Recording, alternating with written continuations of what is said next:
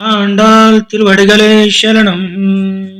மாரிமலை முரருள் மன்னிக்கீடந்துலங்கம் cilia Singiri வித்துத்தி விழித்து வேல்மயில் பொట్ల విప్పాడం పేర్దుదలే మూలే నిమిలందు ములంగా పురపుట్టు పోదురు మా పోలే నీ పోవై పోవన్నా உன் கோயில் நின்றுங்குனே போந்தருளே கொப்புடையா சீரியா சிங்கா பனித்திலிந்து யாம் వంద కార్యమారాయ్ ధరుండ్లేలో రెంబావాయ్.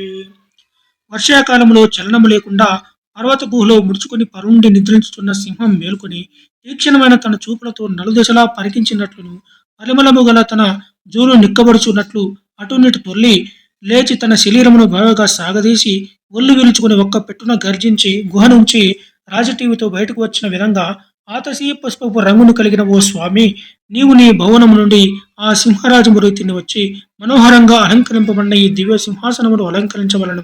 అటుపై మేము వచ్చిన కార్యము ఎరుగవలె, ఎరిగి మా అభిష్టాన్ని అనుగ్రహించవలె అని స్వామిని గోపికలతో కూడిన ఆండాళ్ తల్లి తమ మనోభిష్టాన్ని తెలియజేసింది.